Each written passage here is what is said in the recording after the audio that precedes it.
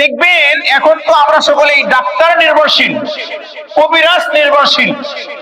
পেট ব্যথা হওয়ার আগেই হসপিটাল, মাথা ব্যথা হওয়ার আগেই হসপিটাল, চিকিৎসা, এ পরীক্ষা সে পরীক্ষা।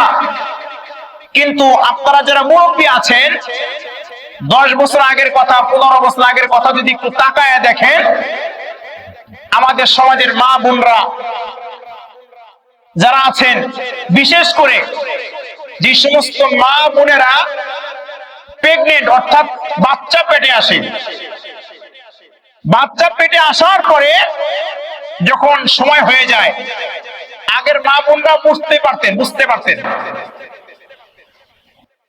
এখন তো 1 মাস 2 মাস হওয়ার পর থেকেই আলট্রাসাউন্ড হয় যে বাচ্চা কোন পজিশনে আছে, কেমন আছে, ছোট না বড়, ছেলে না মেয়ে, মানে প্রত্যেক মাসেই কি মোটামুটি দেখে যে কোন পজিশনে আছে, কি সমস্যা, কোথায় সমস্যা, কি হলো।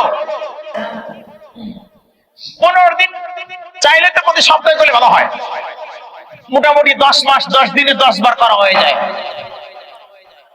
এরপরে চিন্তা করে যে আমার বউ যদি নরমালে সিজার হয় কষ্ট হবে, কষ্ট পাবে, বাচ্চার ক্ষতি হবে।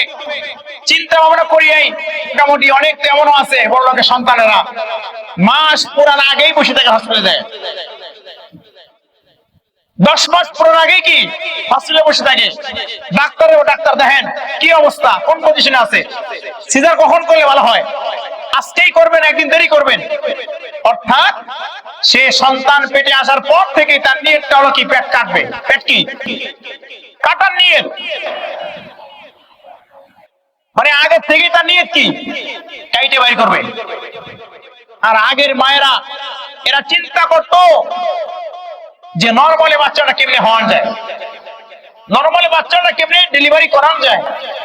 একটু পেটে ব্যথা হওয়ার সাথে সাথেই এলাকার মধ্যে ইমাম সাহেব আছে, বুজুর্গ লোক আছে, একদম মুরব্বী লোক আছে, তার কাছে যে একটু পানি পড়া নিয়ে আসতো, আমার বিটার পরে একটু পেট ব্যথা, আমার ওয়াইফের একটু পেট ব্যথা, একটু পানি পড়ে দেন। আসতো খুব কি সুখ, মনের আগ্রহ নিয়ে, ব্যথা নিয়ে যে সেরে যাবে।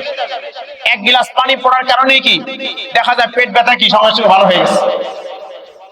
এখন কয় কি হুজুর আপনাকে ফুতে পাওয়ার নাই, আপনাকে ফুতে কি নাই, পাওয়ার নাই।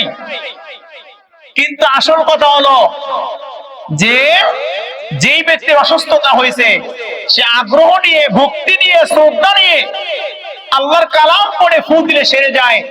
এই বিশ্বাসটা আগের জামানার মুরব্বীদের প্রতি আমার চুল পরিবারও কমতি ছিল না, একদম দৃঢ় বিশ্বাস ছিল যে আল্লাহর কালাম দিয়ে পানিতে ফু দিলে, পানি খাওয়াইলে পেট ব্যথা সেরে যাবে। এই বিশ্বাস নিয়ে কি আসতো।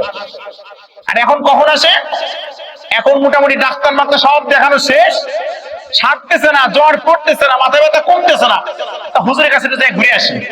ডাক্তার বললাম, সব বললাম, হুজুরের বাহিতে ওকে, হুজুরের মাত্রা পোকে, সব শেষ পেয়ে এরপর লাশ পেয়ে একটা হুজুরের কাছে আসে,